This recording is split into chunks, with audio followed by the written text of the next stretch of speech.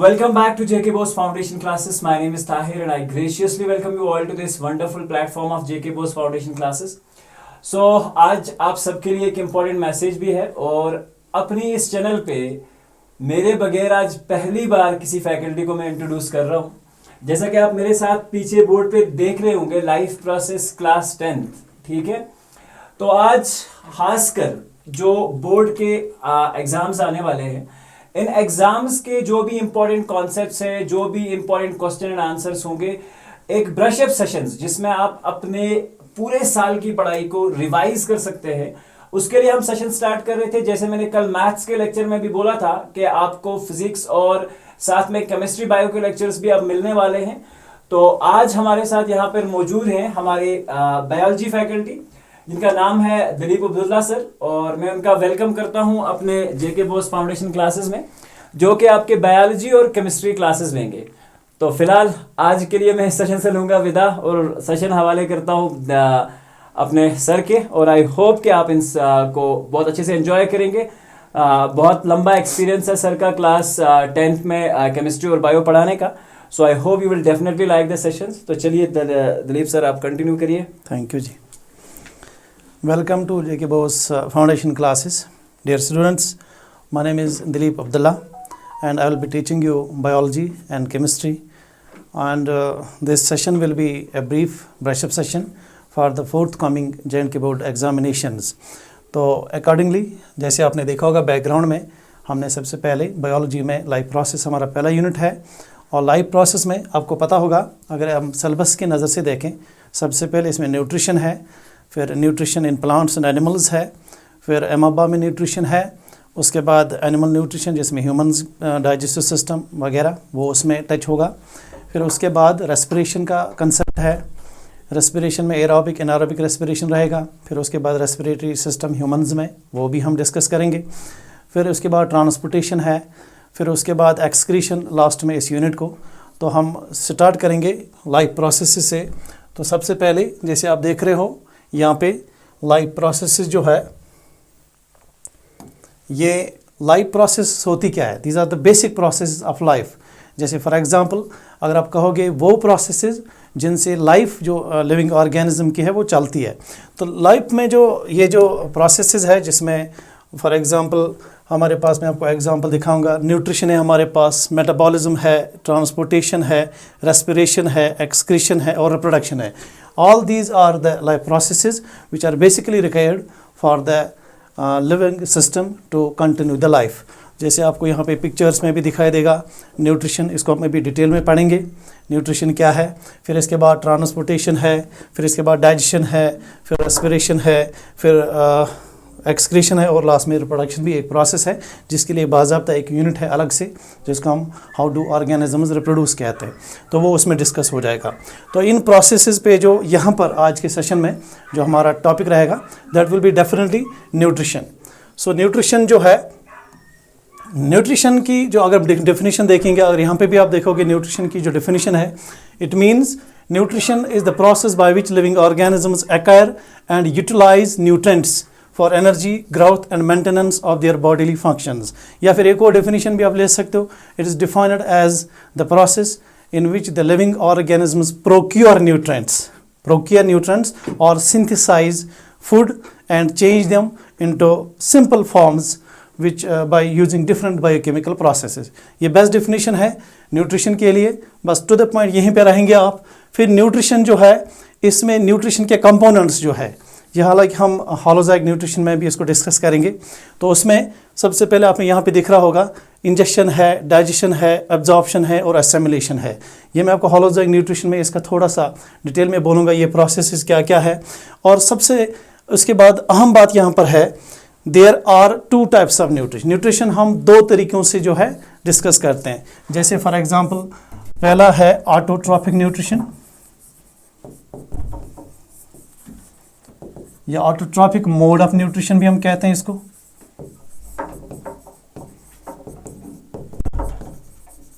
और दूसरा है इसमें heterotrophic nutrition. Heterotrophic mode of nutrition.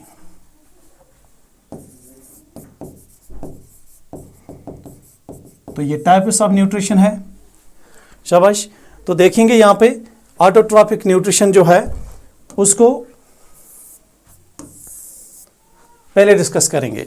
जो ऑटोट्रॉपिक मोड ऑफ न्यूट्रिशन है, अगर आप इसकी डेफिनेशन कहोगे, it means the manufacture the process by which the living organisms prepare their food from simple inorganic substances। simple inorganic substances जो है उसमें रहेगा हमारे पास,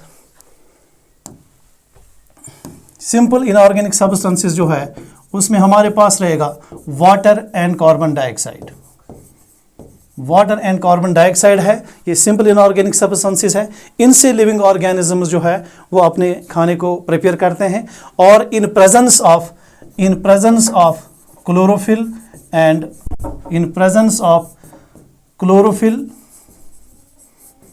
एंड सनलाइट या सोलर एनर्जी, ये आएगा ऑटोट्रॉपिक न्यूट्रिशन में। Autotrophic nutrition is that mode of nutrition in which the living organisms synthesise their food from simple inorganic substances, that is water and carbon dioxide in presence of chlorophyll and sunlight. और ये जो है autotrophic nutrition में जो example हम देख सकते हैं, एग्जाम्पल में इसके सबसे पहले आएगा ग्रीन प्लांट्स। इसमें एग्जाम्पल जो है दैट इज ग्रीन प्लांट्स, यानी ग्रीन प्लांट्स जो होते हैं वो अपने खाने को खुद ही अपने रूट से लेके वाटर को लेते हैं, कार्बन डाइऑक्साइड एटमॉस्फेयर से लेते हैं, लीव्स से, उससे वो जो है अपने खाने को बनाते हैं, और उन लिविंग ऑर्गेनिजम्स को वो आते हैं ऑटोट्रॉपिक मोड ऑफ न्यूट्रिशन में। अब अगर हम थोड़ा सा डिटेल में जाएंगे ऑटोट्रॉपिक मोड ऑफ न्यूट्रिशन में, इसके भी दो टाइप्स है। ऑटोट्रॉपिक मोड ऑफ न्यूट्रिशन के दो टाइप्स है, एक है फोटोसिंथेटिक,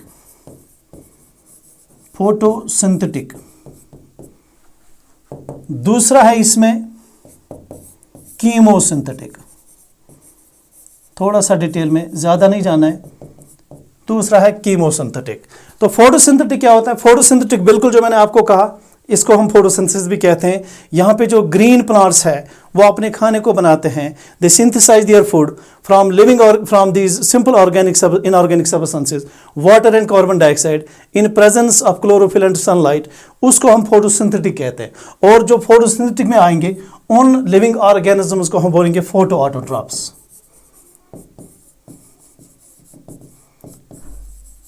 शाबाश। So photoautotrophs are those living organisms which can synthesize their own food from simple inorganic substances, carbon dioxide and water। इसको simply photosynthesis भी कहते हैं, आगे जाके थोड़ा सा डिस्कस करेंगे। इसके बाद कीमोसिंथेटिक क्या होता है? कीमोसिंथेटिक वो लिविंग ऑर्गेनिजम्स है, उनको सिंपल सी बात उनको बोलेंगे कीमोऑटोट्रॉप्स। वो लिविंग ऑर्गेनिजम्स जो अपने खाने को सिंपल इनऑर्गेनिक या ऑर्गेनिक केमिकल से सिंथेसाइज करेंगे, उनको हम बोलेंगे, उस मोड को बोलेंगे कीमोसिंथेटिक न्यूट्रिशन, और उन लिविंग ऑर्गेनिजम्स को हम बोलेंगे कीमोऑटोट्रॉप्स। इसमें एग्जांपल आपको याद रखना पड़ेगा, इंपॉर्टेंट एग्जांपल है इसमें। फॉर एग्जांपल सल्फर बैक्टीरिया इसमें आता है, सल्फर बैक्टीरिया है। एक और एग्जांपल है आयरन बैक्टीरिया, ये भी कीमोसिंथेटिक या कीमोऑटोट्रॉफ है। एक और एग्जांपल है नाइट्रोसोमोनास बैक्टीरिया। तो ये वो लिविंग ऑर्गेनिजम्स है जिनको हम कीमोऑटोट्रॉफ्स कहेंगे। सो कीमोऑटोट्रॉफ्स एंड फोटोसिंथेटिक, यानी photosynthetic nutrition and chemosynthetic nutrition, ये दो टाइप्स है जो हम डिस्कस करते हैं ऑटोट्रॉपिक मोड ऑफ न्यूट्रिशन में। इसके बाद हमारा जो नेक्स्ट टॉपिक रहेगा इसके साथ, इसी के साथ जुड़ा, that is heterotrophic nutrition. So we will move to next slide, जिसमें हम डिस्कस करेंगे हेटेरोट्रॉपिक न्यूट्रिशन। हालांकि हेटेरोट्रॉपिक न्यूट्रिशन यहाँ पे फोटोसिंथेसिस आ गया पहले, तो ये photosynthesis is actually a part of autotrophic nutrition, जिसमें हम कहते हैं कि photosynthesis is a process by which green plants synthesise their food from the inorganic substance, जो मैं अभी कह रहा था आपको, from carbon dioxide and water, then they need chlorophyll and sunlight। यानी क्लोरोफिल और सनलाइट के बाद बगैर ये प्रोसेस नहीं हो सकती। एक बात मैं आपको बता दूं, आपको 4 रॉ मटेरियल्स याद रखने हैं। 4 रॉ मटेरियल्स जो फोटोसिंथेसिस में हमें ज़रूरत लगते हैं। सबसे पहले इनऑर्गेनिक सब्सटेंस कार्बन डाइऑक्साइड, इसके बाद वाटर, इसके बाद क्लोरोफिल, और इसके बाद जो है सनलाइट यानी सोलर एनर्जी। अगर बात करें, ये जो वाटर है, जो ग्रीन प्लांट्स है, आप यहाँ पे देख सकते हो green plants absorb water from the roots. Water is already present in the soil. जो सॉइल से पानी होता है वो रूट हेयर्स के ज़रिए by some process diffusion, osmosis and बाकी प्रोसेस होती है, तो वो पहुंच जाता है रूट्स में. रूट्स के ज़रिए पानी जो है ये ऊपर चला जाता है और ये पानी आहिस्ता आहिस्ता लीव्स में पहुंच जाता है, तो बन गया हमारा water. This is the first raw material. इसके बाद कार्बन डाइऑक्साइड. कार्बन डाइऑक्साइड जो है ये एटमॉस्फेयर में ऑलरेडी होता है. यहाँ पे आप देख सकते हो एटमॉस्फेयर में द परसेंटेज 0.03% कार्बन डाइऑक्साइड की. और ये कार्बन डाइऑक्साइड थ्रू स्टोमेटा, आगे मैं दिखाऊंगा स्टोमेटा का स्ट्रक्चर भी. थ्रू स्टोमेटा जो है it enters into the leaves and then it combines with water. लेकिन उस कार्बन डाइऑक्साइड को, यहाँ पे आप जनरल रिएक्शन देख सकते हो, ओवरऑल रिएक्शन जो है फोटोसिंथेसिस की, वो आप याद रखें. यहाँ पे हमने कार्बन डाइऑक्साइड ले लिया, हमने वाटर ले लिया, कार्बन डाइऑक्साइड एंड वाटर ये मिल गया, लेकिन मिलाएगा कौन इसको? इसको मिलाएगा sunlight in presence of chlorophyll. अगर ये दो चीज़ें नहीं होंगी ये रिएक्शन बिल्कुल भी नहीं होगी. सो ये दो चीज़ें ज़रूरी है, एक तो सोलर एनर्जी, दूसरा chlorophyll. Then they will form C6H12O6, this is glucose. और यहाँ से जो ऑक्सीजन है इट विल इवॉल्व, और यही ऑक्सीजन जो है स्टोमेटा के ज़रिए बाहर निकल जाता है. ठीक है, तो ये है ओवरऑल रिएक्शन फोटोसिंथेसिस की, जो मैंने आपको पहले ही कहा था. मैं थोड़ा आगे बताऊंगा. तो 4 रॉ मटेरियल्स आपको याद रखना है. पहले मैंने कहा वाटर जो रूट से आता है, फिर मैंने कहा carbon dioxide which is absorbed by the leaves, which is diffused from outside into the leaves through small pores on the leaves. They are called stomata. Will be discussed in the next slide. इसके बाद जो यहाँ पे जो pigment है, ये जो pigment है chlorophyll, this chlorophyll is present in the chloroplasts. आपको पता होना चाहिए क्लोरोप्लास्ट एक सेल ऑर्गेनेली है, उसको हम प्लास्टिड्स कहते हैं. प्लास्टिड्स हमारे पास 3 किस्म के होते हैं, Leukoplast, chromoplast and chloroplast. Chloroplast जो है वो ज़्यादातर प्रेजेंट होते हैं mesophyll cells of the leave. Mesophyll cells of the leave उस पे ज़्यादा प्रेजेंट होते हैं, लगभग 20 to 40 क्लोरोप्लास्ट होते हैं. और वो जो है वो ट्रैप करते हैं इस क्लोरोफिल पिगमेंट के ज़रिए सनलाइट को, सोलर लाइट को. जो सनलाइट है यानी that means solar energy is converted into chemical energy. ये असल में कंसेप्ट है. यहाँ पे जो सोलर एनर्जी होती है सन की, it is converted into chemical energy. अब आप कहोगे ये केमिकल एनर्जी क्या है? सोलर एनर्जी तो आप ऑलरेडी जानते हो, दैट इज सनलाइट जो सन से आती है.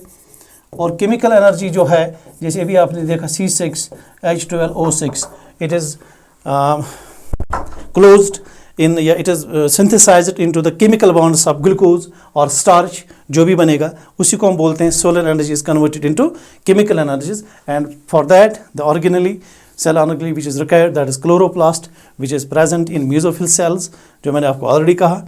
So this is all about the photosynthesis. और ये 4 रॉ मटेरियल्स आपको ध्यान में रखने हैं. तो इसके बाद हमारा नेक्स्ट स्लाइड आएगा स्टोमेटा. अभी जो मैं बात कर रहा था, लीव जो है, लीफ अगर आप देखोगे, लीफ अगर हम बनाएंगे, इस पे कुछ छोटे छोटे पोर्स होते हैं, उन्हीं पोर्स का हम नाम स्टोमेटा कहते हैं. सो देखिए pores on the leaf underside. Underside का मतलब देखिए, जो लीफ होता है इसमें ज़्यादा पोर्स लोअर सरफेस पे होते हैं और अपर सरफेस पे भी होते हैं, लेकिन बहुत ही कम होते हैं. ज़्यादा जो पोर्स होते हैं उन पोर्स का नाम है स्टोमेटा. अगर हम स्ट्रक्चर ऑफ स्टोमेटा देखें, ये देखें आप, यहाँ पे जो 2 सेल्स आप देख रहे हो ग्रीन, इनमें क्लोरोप्लास्ट भी है.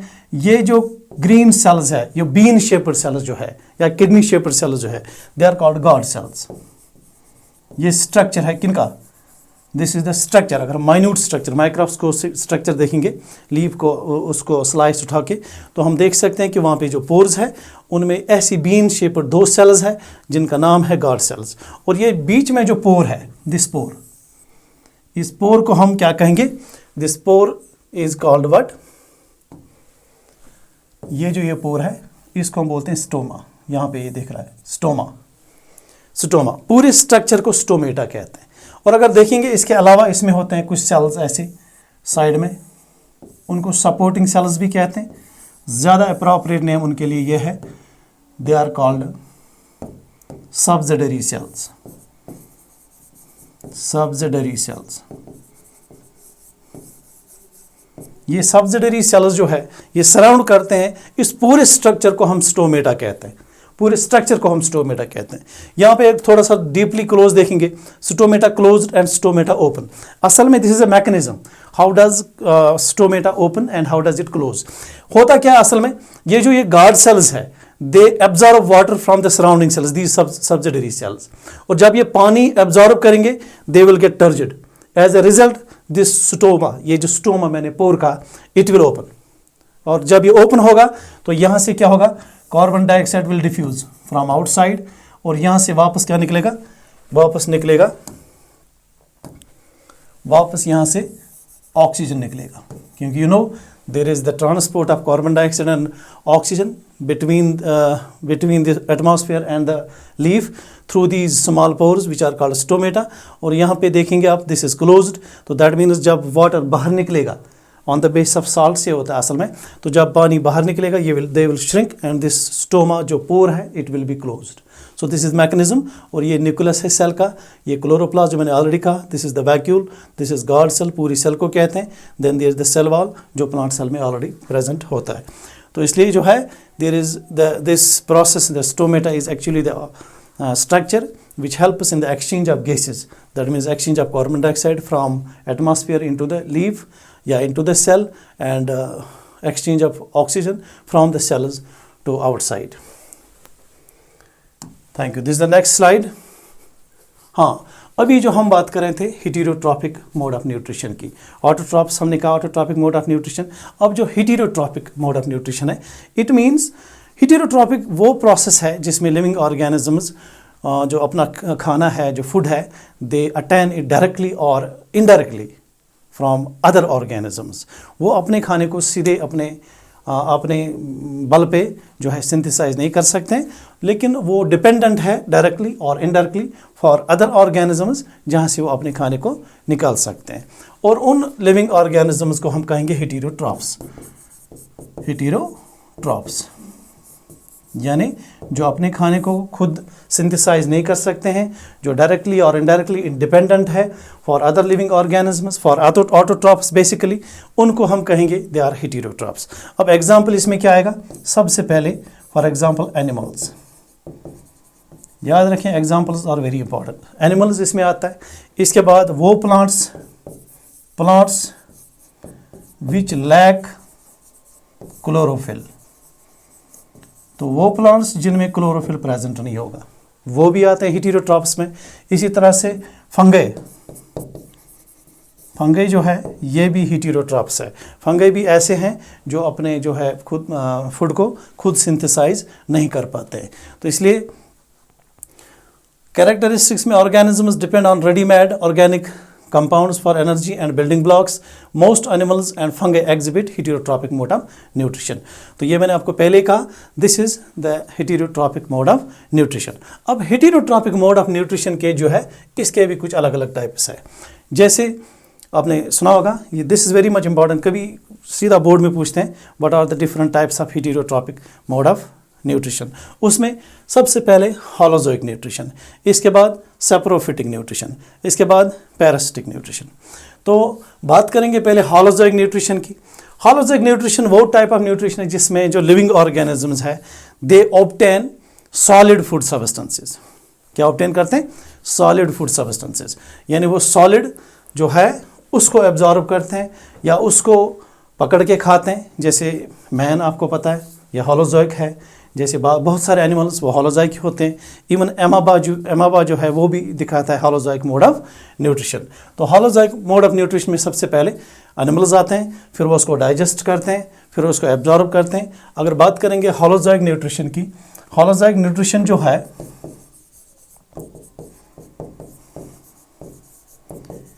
इसी में हम कंपोनेंट्स ऑफ न्यूट्रिशन देख सकते हैं। जैसे पहला है injection. What is injection? Injection means taking the food by the mouth. Living organism जो अपना खाना माउथ से लेते हैं उसको इंजेक्शन कहते हैं। और definitely it's a solid type of food, so that means it is holozoic mode of nutrition. इसके बाद इसमें रहेगा digestion. Now what is digestion? It means the process of conversion of complex food into simpler food substances bye the action of enzymes, उसको digestion कहते हैं। Definitely वो digest system में होता है जिसको हम एलिमेंट्री कैनाल कहते हैं। इसके बाद जो तीसरी प्रोसेस में आएगी that is absorption. Now what is absorption? It means the absorption of the simplest food substances which were the products of digestion, they are absorbed into the blood or lymph। जो वो blood में हो जाते हैं absorb, या जो वो lymph stream में एब्जॉर्ब होते हैं उसको एब्जॉर्प्शन कहते हैं। इसके बाद होलोजोइक न्यूट्रिशन में जो next process that is assimilation. Assimilation means the procurement of these food substances which are absorbed into the blood stream, they are now procured into the cells, into the tissues, जिससे tissue की animal की जो body बनती है, structure बन जाता है और कुछ इसका जो है एनर्जी में यूज़ हो जाता है, उसको एसिमिलेशन कहते हैं। फिर लास्ट में आएगा इजेक्शन। तो इजेक्शन कौन सा प्रोसेस है? इजेक्शन सिंपल प्रोसेस है। कुछ जो है खाना, कुछ जो मटेरियल्स है जो डाइजेस्ट नहीं होते हैं, जिनको हम अनडाइजेस्टेड मटेरियल्स कहते हैं या वेस्ट मटेरियल्स कहते हैं, दे आर टू बी इजेस्टेड। अगर ह्यूमंस की बात करें वहाँ पे एनस के ज़रिए वो बाहर निकल जाता है, उसको हम इजेक्शन कहते हैं। तो ये है कौन सा? ये है जो कंपोनेंट्स है होलोजोइक न्यूट्रिशन के, जिसमें इंजेक्शन मैंने कहा, डाइजेशन का, एब्जॉर्प्शन का, एसिमिलेशन का एंड इजेक्शन का। On the basis of nature of food absorbed, इसमें और भी कुछ टाइप्स है, जैसे हर्बिवोर्स। शाबाश। herbivores are those living organisms which eat plant or plant products। Plants जो खाएंगे उनको हर्बिवोर, जैसे काउ है, बेफेलो है, गोट है, शीप है, वो सारे हर्बिवोर्स में आएंगे। दूसरा जो है कार्निवोर्स। कार्निवोर्स कौन से होते हैं? फ्लश ईटर्स, वो एनिमल्स जो फ्लश ईट करेंगे। आपको बताइए एग्जाम्पल बेटा, शाबाश। इसमें कौन सा एग्जाम्पल आएगा हमें? इसमें एग्जाम्पल आएगा टाइगर है, लाइन है और डॉग है, फ्लैश ईटर्स है। तो ये जो है उनको कार्निवोर्स कहते हैं। फिर लास्ट में तीसरी टर्म आएगी, ये भी जुड़ा है होलोजोइक मोड ऑफ न्यूट्रिशन से, जिसको हम बोलते हैं ओमनिवोर्स। शाबाश। कौन से होते हैं omnivores? Which can eat both flesh as well as plants. जैसे एग्जांपल इसमें मैन भी है, इसमें क्रो भी है, बहुत सारे एनिमल्स हैं जो फ्लैश भी खाते हैं और जो प्लांट्स भी खाते हैं। ठीक है, तो चलिए ये है होलोजोइक मोड ऑफ न्यूट्रिशन में, जिसमें मैंने कहा कंपोनेंट्स ऑफ न्यूट्रिशन और on the basis of nature of food वो कैसा फूड खाते हैं, उसके बेस पे हमारे पास तीन टर्म्स है, हर्बिवोर्स है, कार्निवोर्स है और ओमनिवोर्स है। Then will move to next type of heterotrophic nutrition, that is saprophytic nutrition. Saprophytic nutrition क्या होता है? सैप्रो निकला है रॉटन से। ये वो लिविंग ऑर्गेनिजम्स है जो अपना खाना जो है डेड डिकेइंग मैटर से निकालते हैं। तो कौन सा निकालता है डेड डिकेइंग मैटर से? इसमें फंगे आएगा, डेफिनेटली फंजे आपने देखा होगा। फॉर एग्जांपल फंजे जो है मशरूम, आपने देखा होगा मशरूम। इसी तरह मॉल्ड्स एटसेट्रा, इस तरह यीस्ट भी दे सकते हो। ये अपना खाना जो है ये डेड डिकेइंग रॉटन मटेरियल से निकालता है, उसको हम बोलते हैं सैप्रोफिटिक मोड ऑफ न्यूट्रिशन। समझाया तक? चलिए नेक्स्ट टॉपिक है, नेक्स्ट टाइप है इसमें हेटेरोट्रॉपिक मोड ऑफ न्यूट्रिशन में, दैट इज पैरासिटिक न्यूट्रिशन। ये पैरासिटिक न्यूट्रिशन आप समझ लेंगे इसको क्या कहते हैं हम। ये पैरासिटिक लिविंग न्यूट्रिशन जो है, it is a type of heterotrophic mode of nutrition. Parasitic में क्या होता है? इसमें दो लिविंग ऑर्गेनिज्म होते हैं, एक जो अपना खाना निकालेगा, जो अपना खाना खाएगा, दूसरा वो जिससे वो निकालेगा, जो खाएगा।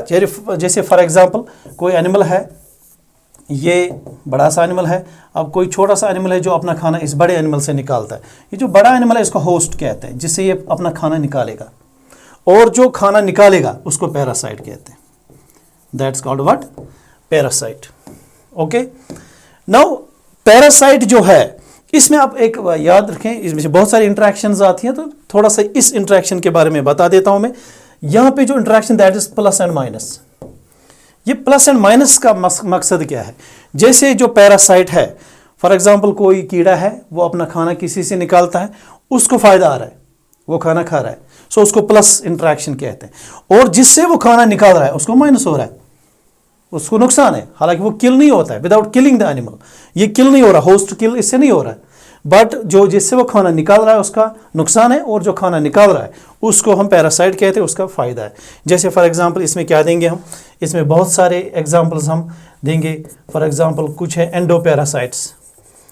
एंडोपैरासाइट्स वो हो गए जो अपना खाना निकालेंगे from inside the body of the host. जैसे फॉर एग्जांपल अगर इंसान की बात करें, एस्कैरिस आपने सुना होगा, एस्कैरिस लॉम्ब्रिकॉइड्स है। इसी तरह टीनिया, ये भी एंडोपैरासाइट है। अच्छा जी, ये हो गए एंडोपैरासाइट्स। इस तरह अगर एक्टोपैरासाइट्स की बात करेंगे जिसमें आएगा लाइस, एक्टोपैरासाइट्स। एक्टोपैरासाइट्स होते हैं वो लिविंग ऑर्गेनिजम्स जो अपना खाना होस्ट से तो निकालेंगे लेकिन फ्रॉम आउटसाइड द बॉडी, वो उसके अंदर से बॉडी से नहीं निकालेंगे, उसके बाहर से, जो बाहर से हमारी बॉडी है वहाँ से वो खाना निकालेंगे। जैसे मैंने अभी कहा लाइस है हमारे पास, ये एक्टोपैरासाइट है। इसी तरह जो है कस्क्यूटा एक प्लांट एग्जांपल है, कस्क्यूटा जिसको हम एमार्बल भी कहते हैं, ये भी अपना खाना प्लांट से निकालता है। ये आएंगे एक्टोपैरासाइट्स में। सो पैरासाइट्स आपको समझ आया। Parasites are those living organisms which obtain their food from a living organism, that living organism is called host. और उसमें जो पैरासाइट है उसको फ़ायदा है और जो होस्ट है उसका नुकसान है। तो चलिए, ये था टाइप्स ऑफ हेटेरोट्रॉपिक न्यूट्रिशन। तो we will go to next slide. यहाँ पे होलोजाइक न्यूट्रिशन जो मैंने आपको पहले ही कहा, feeds by engulfing food particles यानी सॉलिड पार्टिकल्स, लेकिन ये जो है दिस इज एमाबा, ये न्यूट्रिशन इन एमाबा है। हाँ, दिस वेरी इंपॉर्टेंट क्वेश्चन, अक्सर इसको बोर्ड में पूछा जाता है, तो इस पे ध्यान रखें आप। जो एमाबा है, आपने देखा होगा एमाबा का शेप इरेगुलर होता है ऐसे, इसके बीच में न्यूक्लियस होता है। अब ये जो एमाबा है जिसको हम एमाबा कहते हैं, एमाबा प्रोटियस, इसका पूरा नाम है। It's a unicellular protozoa. Unicellular animal है ये, एक ही सेल होती है, यूकैरियोट है ये, यूनिसेल्यूलर यूकैरियोट। अगर आपको शॉर्ट में याद रखना होगा, यूनिसेल्यूलर यूकैरियोट। यूकैरियोट मीन्स इसमें वेल डिफाइंड न्यूक्लियस प्रेजेंट है और ये एक ही सेल होता है। चलिए, जो एमाबा है अब ये देखें कि ये कैसे अपना खाना लेता है।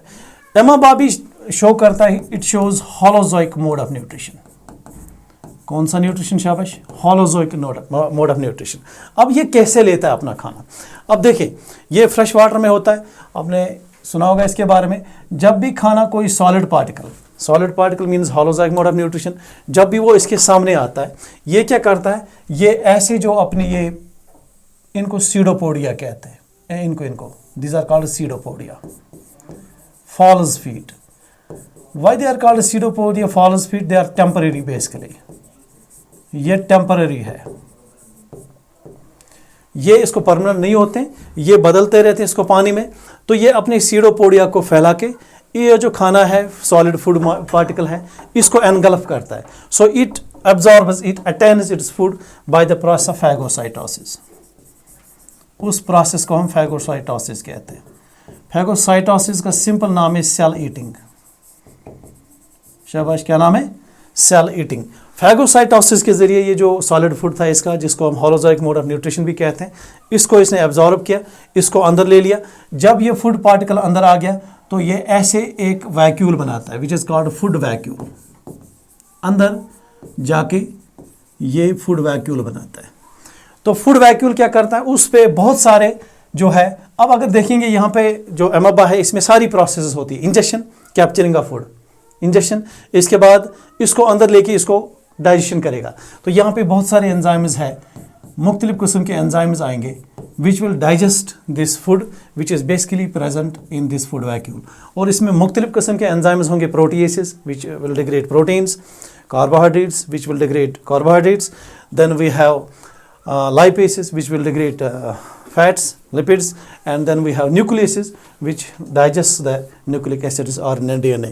तो वो जो सारे एंजाइम्स है वो इसके साइटोप्लाज्म में प्रेजेंट है।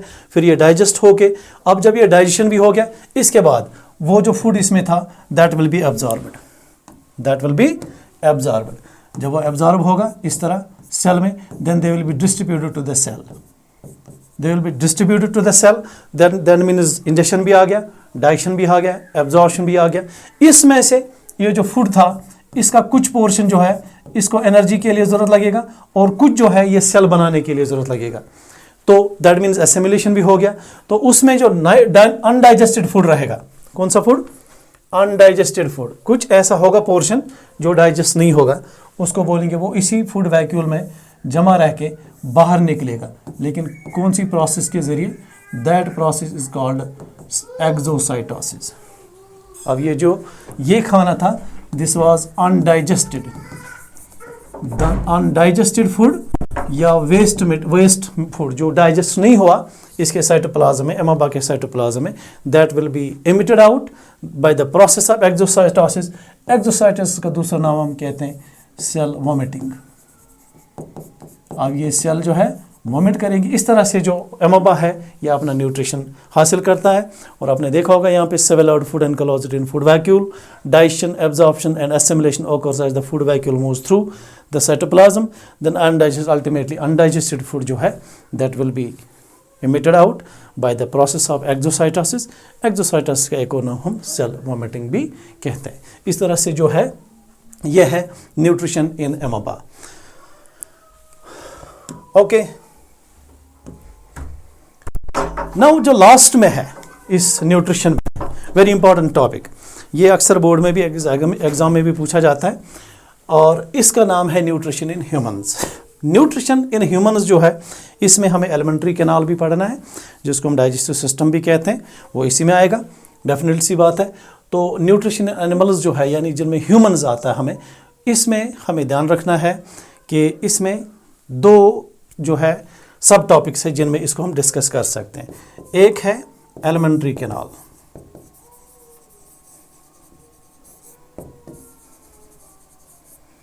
दूसरा है डाइजेस्टिव ग्लैंड्स,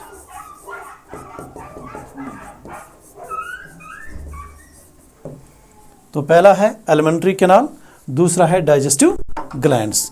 तो अगर हमें ये डायग्राम आप देख रहे हो, diagram is very much important biology.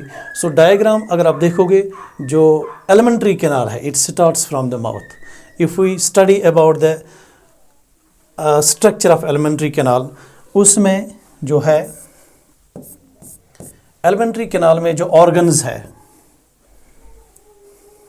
Organs जो है एलिमेंट्री कैनाल में, सबसे पहले माउथ आएगा, माउथ, इसके बाद बकल कैविटी,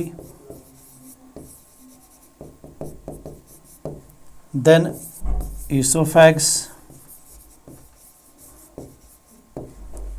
देन स्टोमक, फिर आएंगे इंटेस्टाइन्स। अब इंटेस्टाइन्स में आपको पता होगा इसके दो है, एक है स्मॉल इंटेस्टाइन्स,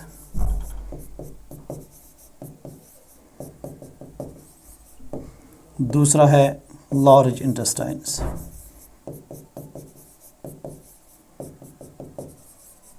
तो इस तरह से जो है एलिमेंट्री कैनाल हम डिस्कस कर सकते हैं। सबसे पहले एलिमेंट्री कैनाल जो है, you must be knowing it's about 9 metres long. इसकी लेंथ होती है 9 मीटर्स, इतना तो पता होना चाहिए, विद वेरिएबल डायमीटर्स। इसका जो 9 मीटर्स की जो लेंथ है उसमें डायमीटर डिफरेंट होता है, मुख्तलिफ जगहों पे डायमीटर अपने हिसाब से होता है। तो सबसे पहले अगर हम बात करेंगे माउथ की, माउथ क्या है? Mouth is basically transverse slit,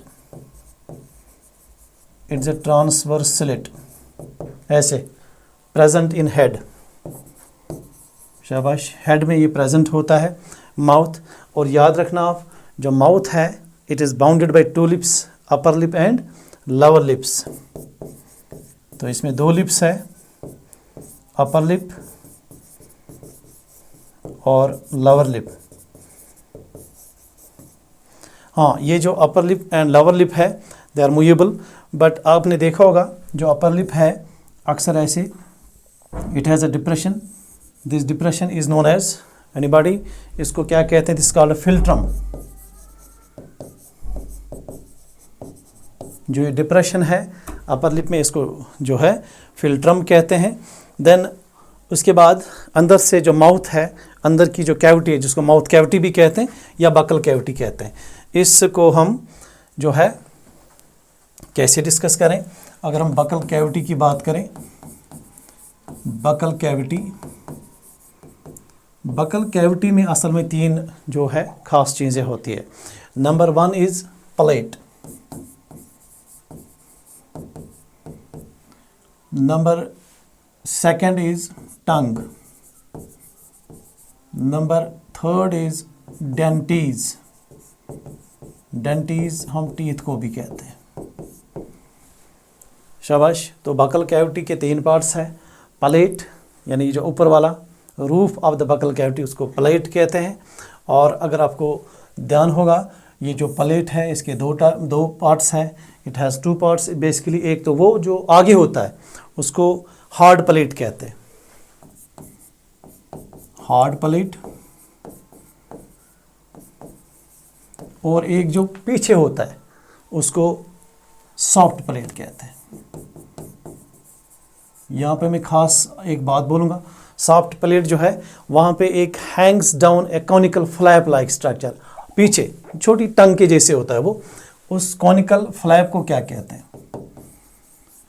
conical flap, उस कॉनिकल फ्लैप को यूव्यूला कहते हैं। और विलम पैलेटाई उसका दूसरा नाम है, दैट्स कॉल्ड यूव्यूला और विलम पैलेटाई। जो पीछे से सॉफ्ट पैलेट पे वो एक फ्लैप जैसा मस्कुलर फ्लैप होता है, छोटी टंग जैसा, दैट्स कॉल्ड यूव्यूला और दैट्स कॉल्ड विलम पैलेटाई। उसका फंक्शन ये होता है कि वो क्लोज हो जाता है during swelling of the food substances in humans. इसके बाद जो दूसरा है टंग, यू नो टंग जो है it's a conical muscular flap, conical muscular flap, muscular organ. ये जो टंग है it is a conical muscular organ. ये इट इज़ ए प्रोट्यूजिबल, थोड़ा मूव भी कर रहा है, हाईली मूवेबल है। अब जो टंग है इसका क्या फंक्शन है? It tastes the food, it helps to brush the teeth, it's the organ of speech. तो बहुत सारे फंक्शंस आप कह सकते हो टंग के। ऑर्गन ऑफ स्पीच है, it helps in test of food, it helps in swallowing, swallow जो है खाना वो भी टंग की वजह से ही होता है। फिर लास्ट में आ गया डेंटीज जिसको हम टीथ कहते हैं। तो चलिए टीथ पे अगर बात करें, यहाँ पे मैं आपको दिखा दूं,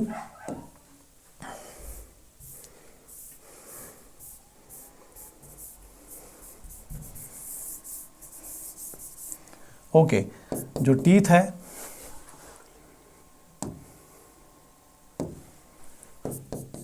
जैसे मैंने पहले कहा टीथ को हम डेंटीज भी कहते हैं।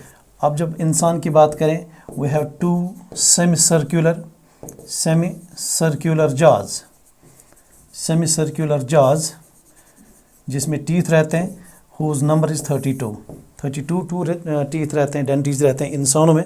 और इसके लिए जो है डेंटल फार्मूला भी आपको पता होनी चाहिए।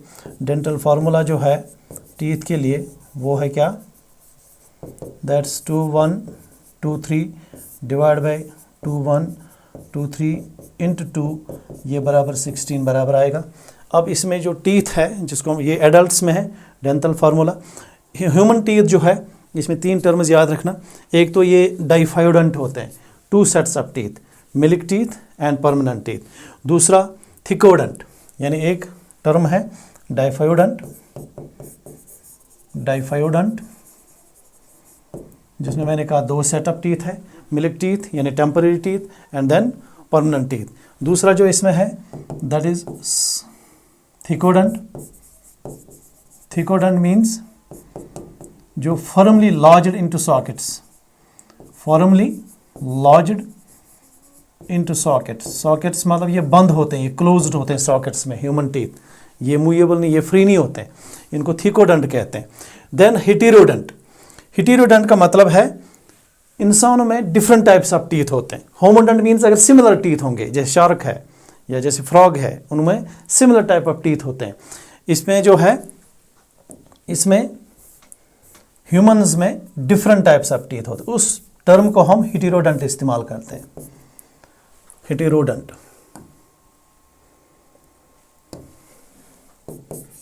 हेटेरोडंट, शाबाश। हेटेरोडंट में क्या होगा, इसमें 4 टाइप्स ऑफ टीथ है। क्या क्या? Incisors, canines, incisors, canines, premolars and molars. शाबाश। इंसिजर्स है, मुख्तलिफ टाइप्स ऑफ टीथ, और कैनाइन्स है। इंसिजर्स को बोलते हैं कटिंग टीथ, ये कटिंग में हेल्प करते हैं। आगे 2/2, जैसे मैंने डेंटल फार्मूला में दिखाया था अभी 2/2। कैनाइन्स जो है टीयरिंग टीथ है, ये चीर फाड़ करने में हेल्प करते हैं। जैसे ये लंबे होते हैं प्रेडेटर्स में, टाइगर है, कैट है, उनमें ये लंबे होते हैं कैनाइन्स, इनको टीयरिंग टीथ कहते हैं। Then we have premolars, premolars जो है एंड मोलर्स जो है, मोलर्स का एक और नाम है विजडम टूथ, याद रखना। मोलर्स को विजडम टूथ भी कहते हैं, और प्रीमोलर्स, इन दोनों को इकट्ठे कहते हैं ग्राइंडिंग टीथ। ग्राइंडिंग, ये ग्राइंडिंग में हेल्प करते हैं, ग्राइंडिंग टीथ। ठीक है, तो ये हो गया टीथ के बारे में जो हम अभी डिस्कस कर रहे थे। 3 पार्ट्स मैंने कहा था आपको। एलिमेंट्री कैनाल जो पहले माउथ आ गया, इसके बाद बकल कैविटी आ गया, then the next organ is oesophagus.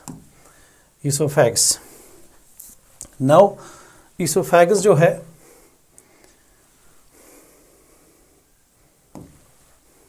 हाँ जी, ईसोफेगस जो है, दिस यू शो हियर, ये है ईसोफेगस।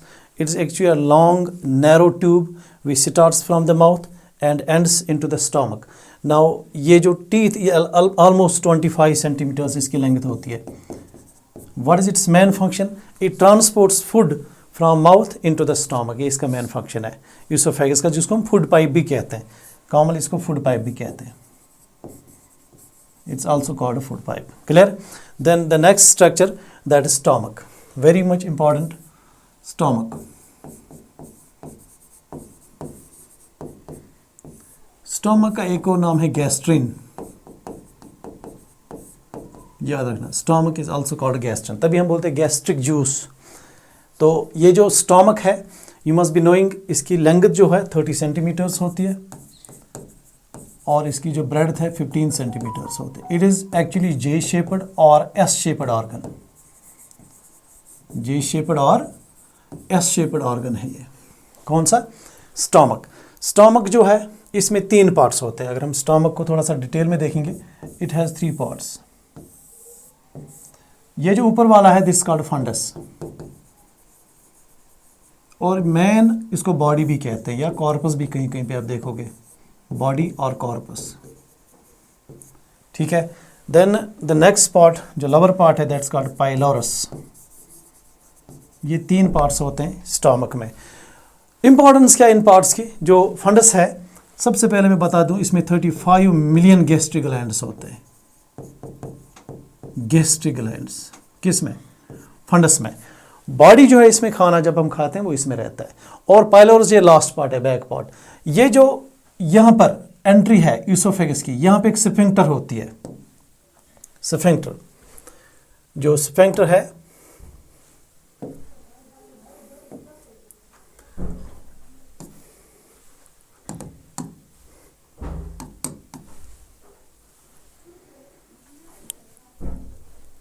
कहाँ गया? अच्छा, स्फिंक्टर जो है,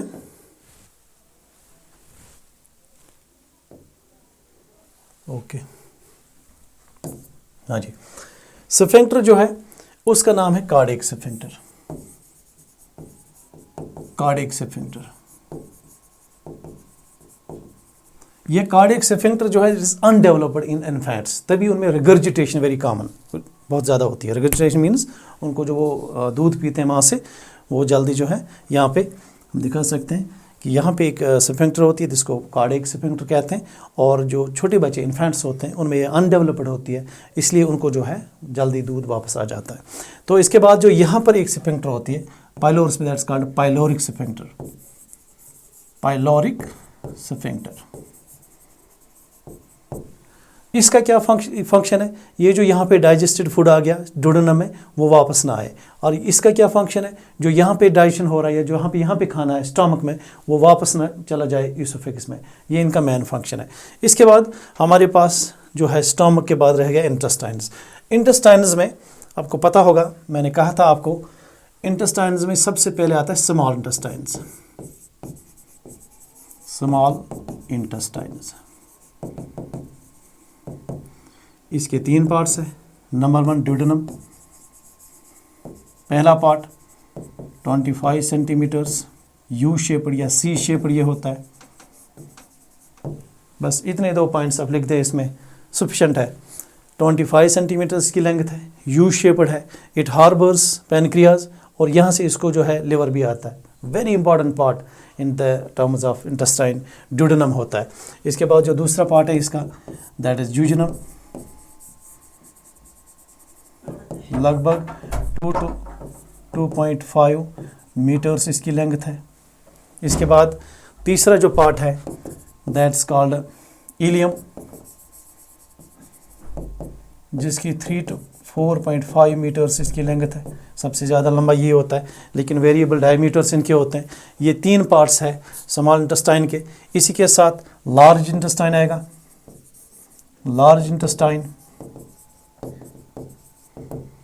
लार्ज इंटेस्टाइन के भी डिफरेंट पार्ट्स है।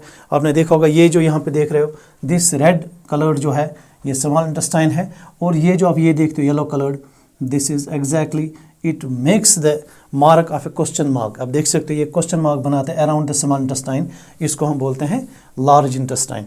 लार्ज इंटेस्टाइन जो है इसकी लेंथ होती है 1.5 मीटर्स, एंड इसका जो डायमीटर है, डायमीटर जो है इसका वो होता है 4 to 6 सेंटीमीटर्स, यानी सबसे ज़्यादा डायमीटर जो है लार्ज इंटेस्टाइन का होता है।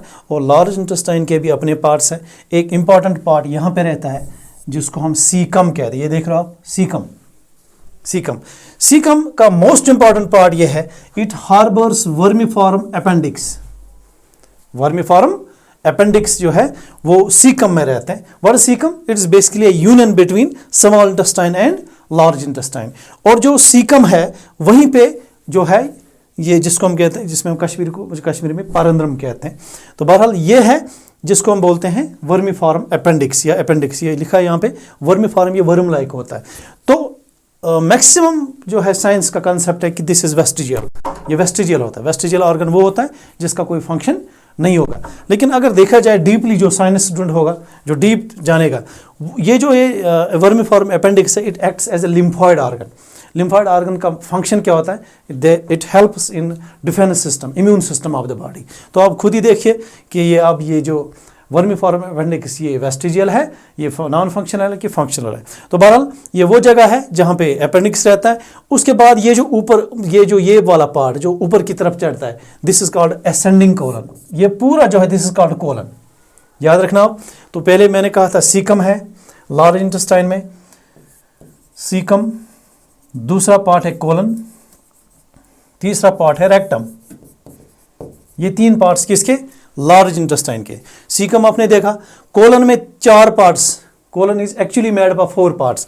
This is ascending colon, this is T S transverse colon, this is descending colon, and this is S colon, sigmoid colon. Sigmoid means S shaped ये होता है, और लास्ट में यहाँ पे anus, the last pore of the alimentary canal which is anus. यहाँ पे भी 2 स्फिंक्टर्स होते हैं, उनको external sphincters and internal sphincters, anal sphincters भी कहते हैं, कुछ अंदर की तरफ कुछ बाहर की तरफ। यहाँ भी अब बात रखेंगे जो इंटरनल या एक्सटर्नल एनल स्फिंक्टर्स होते हैं, इन्हीं को जो है हेमोराइड्स होता है, पाइलस जिसको हम कहते हैं। तो ये है, this is all about the structure of alimentary canal. जो दूसरा इसमें जो है इसका जो दूसरा मैंने कहा था दैट इज डाइजेस्टिव ग्लैंड्स, वो भी मैं इसी के साथ ख़त्म करूँगा अब। तो डाइजेस्टिव ग्लैंड्स जो है, मैंने कहा था आपको जो सेकंड हेडिंग है इसकी, दैट इज डाइजेस्टिव ग्लैंड्स।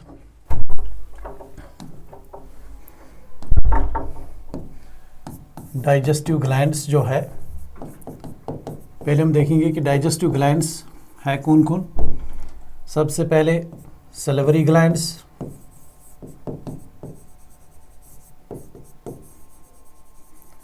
तो सलिवरी ग्लैंड्स जो है where they are located in the mouth. ये 3 पेयर्स होते हैं, 3 pairs, there are 3 pairs of salivary glands. Number 1 parotid glands just below the ear lobes, यहाँ पे ये बड़े सबसे लार्जेस्ट होते हैं पैराटिड ग्लैंड्स। पैराटिड ग्लैंड्स जो है ये लार्जेस्ट है, और इनको आप ध्यान रखेंगे, इनमें एक डक्ट होता है, they are actually exocrine glands, उसका नाम है स्टेनसन्स डक्ट।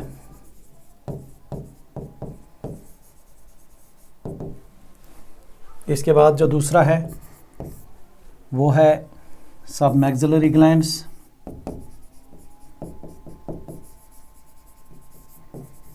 ये जो 3 पेयर्स है submaxillary glands, they are present just below the jaws, location है इनकी। ये मीडियम साइज्ड है, और इनके डक्ट को बोलते हैं सब मैक्सिलरी डक्ट, यानी जिससे ये अपनी सिक्रेशन डालते हैं माउथ में, दैट्स कॉल्ड सब मैक्सिलरी डक्ट। ठीक है। इसके बाद जो तीसरा है इसमें, दैट्स व्हाट, उनको बोलते हैं सबलिंगुअल ग्लैंड्स। ये भी पेयर होता है।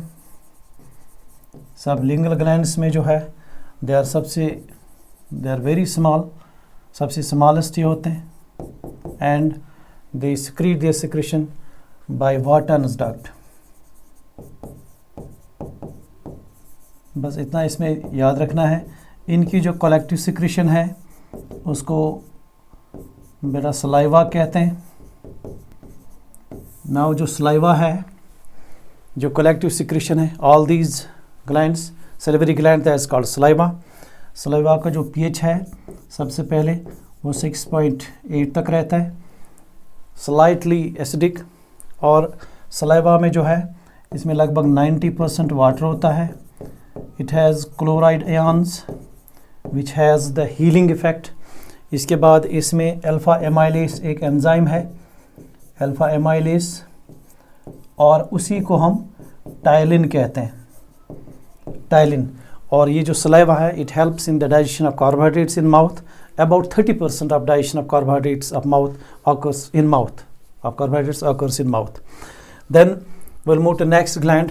Second जो है इसमें gastric glands.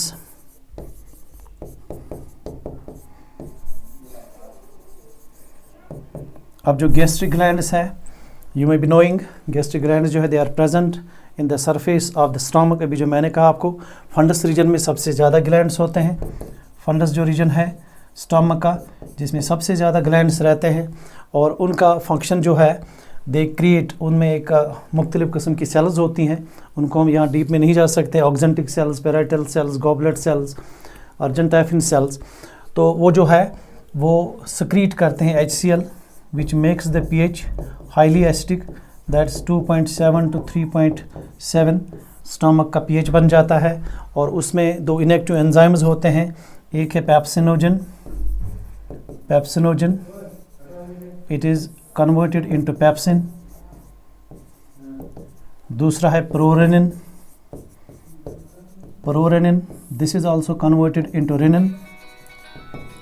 तो ये by the action of this HCl they are converted into these active form, these are inactive forms of enzymes. और ये जो HCl इन पे काम करता है, दोनों पे ये चेंज होते हैं एक्टिव फॉर्म्स में। Then they bring about the digestion of proteins, these are proteases, very primary proteins, important proteases है ये, पेप्सिन एंड रेनिन। फिर इसके बाद जो खाना आ जाता है, जब ये डाइजेस्ट होके खाना नीचे ड्यूडेनम में पहुंच जाता है, which is acidic in nature, उसको काइम कहते हैं, दैट्स कॉल्ड काइम, जिसको pH जिसका है एसिडिक होता है। और उसके बाद गैस्ट्रिक ग्लैंड्स के बाद जो तीसरा पॉइंट रहेगा, that's liver.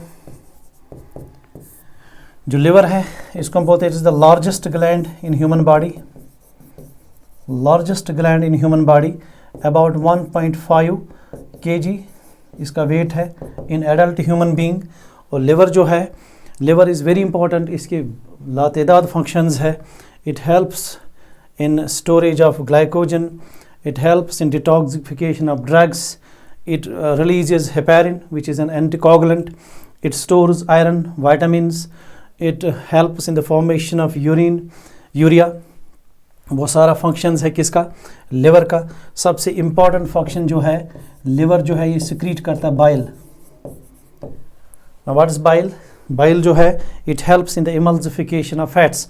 Emulsification of fats का मतलब डाइजेशन ऑफ फैट्स। ये बाइल का जो है ये इसका फंक्शन है इमल्सिफिकेशन ऑफ फैट्स। तो ये सबसे इम्पॉर्टेंट फंक्शन है जो असल में लिवर सिक्रीट करता है। But this bile is stored in GB. GB का मतलब gall bladder.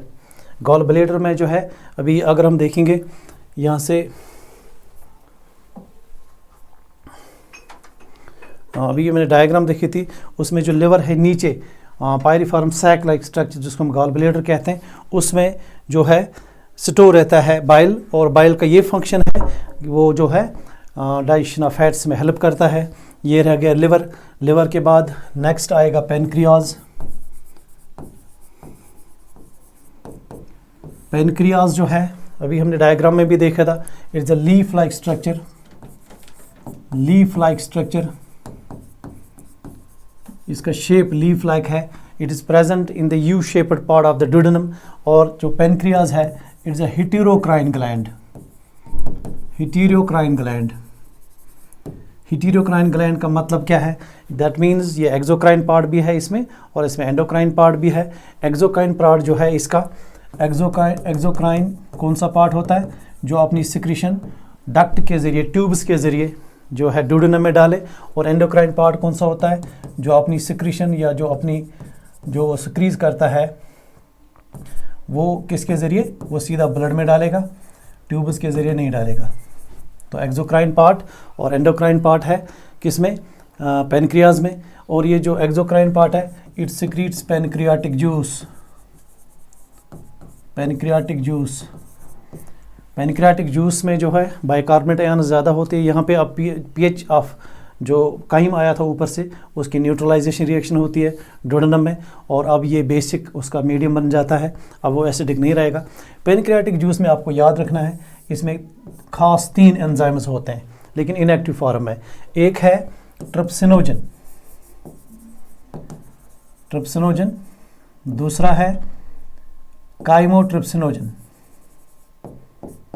Chymotrypsinogen, very important enzymes. तीसरा है प्रोकार्बोक्सीपेप्टिडेज, प्रोकार्बोक्सीपेप्टिडेज। ये 3 एंजाइम्स प्रेजेंट होते हैं पेनक्रियाटिक जूस में, लेकिन जो इनएक्टिव फॉर्म में ये होते हैं जब ये इंटेस्टाइन में पहुंच जाते हैं ये फिर एक्टिव बन जाते हैं। तो वहाँ पे ट्रिप्सिनोजन चेंज होगा ट्रिप्सिन में, काइमोट्रिप्सिनोजन चेंज होगा काइमोट्रिप्सिन में, और प्रोकार्बोक्सीपेप्टिडेज जो है ये चेंज होगा कार्बोक्सीपेप्टिडेज में। फिर ये फर्दर डाइजेशन ऑफ प्रोटीन्स वहाँ पे करेंगे और वो प्रोटीन जो है छोटे छोटे अमाइनो एसिड्स में चेंज होंगे, फिर वो एब्जॉर्ब हो जाएंगे through the intestinal lining into the blood. तो ये है। इसके बाद जो एंडोक्राइन पार्ट है किसका? पेनक्रियाज का। उसमें millions of isolates of Langerhans cells होती है जिनका नाम है आइसोलेट्स ऑफ लंगरहंस। मैं कुछ 1-2 अहम सेल्स का बात करूंगा यहाँ पे।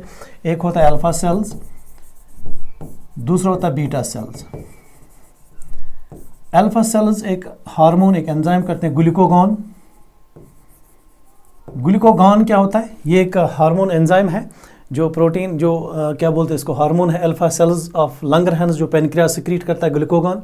Glucagon is called hyperglycaemic hormone. ये इंक्रीज करता है ग्लूकोज लेवल को ब्लड में। इसका फंक्शन है इंक्रीज करना। ग्लूकागॉन की मैं बात कर रहा हूँ, it is secreted by alpha cells. Now the most important जिसके बारे में आप लोगों ने सुना भी होगा दैट इज बीटा सेल्स। ये एक और हार्मोन रिलीज करते हैं ब्लड में जिसको हम इंसुलिन कहते हैं। इंसुलिन तो पता होगा, इट इज़ हाइपोग्लाइसेमिक। ये कन्वर्ट करता है एक्स्ट्रा ग्लूकोज जो है उसको कन्वर्ट करता है ग्लाइकोजन में, then glycogen is stored in liver, then into the adipose tissue. ये फंक्शन है पेनक्रियाज का। सो नेक्स्ट लास्ट में जो है that is intestines, intestinal glands. Intestines जो है इसमें दो किस्म के ग्लैंड्स होते हैं। एक होता है क्रिप्ट्स ऑफ लिबर्कन, क्रिप्ट्स ऑफ लिबर्कन, और दूसरा होता है इसमें ब्रनर्स ग्लैंड। ये जो इंटेस्टाइनस है, खासकर स्मॉल इंटेस्टाइनस में ये ग्लैंड्स प्रेजेंट होते हैं। जो ये ब्रनर्स ग्लैंड है, they are found in the submucosa, in the lining of duodenum only. ये ड्यूडेनम में होते हैं ब्रनर्स ग्लैंड। और जो क्रिप्ट्स ऑफ लिबर्कन है, they are found in between the villi, जो इंटेस्टाइन, स्मॉल इंटेस्टाइन, उनको अंदर से जो विलाई होते हैं जो हेल्प करते हैं absorption of these digested materials, उन्हीं में ये प्रेजेंट होते हैं क्रिप्ट्स ऑफ लिबर्कन। इनकी जो सिक्रीशन है that's called intestinal juice. Intestinal juice भी कह सकते हो आप, या उसी को सकस एंट्रिकस कहते हैं, सकस एंट्रिकस। इंटेस्टाइनल जूस का दूसरा नाम है सकस एंट्रिकस। और सकस एंट्रिकस जो है वही असल में उसमें एक एंजाइम होता है ईके, एंट्रोकाइनेस, वही इस ट्रिप्सिन को कन्वर्ट करता है, ट्रिप्सिनोजिन को कन्वर्ट करता है ट्रिप्सिन में। फिर वो ट्रिप्सिन आके काइमोट्रिप्सिनोजिन को काइमोट्रिप्सिन में कन्वर्ट करता है। फिर जो कार्बोक्सीपेप्टिडेस है उसको भी ट्रिप्सिन ही कन्वर्ट करता है, किसमें? प्रो कार्बोक्सीपेप्टिडेस को कार्बोक्सीपेप्टिडेस में।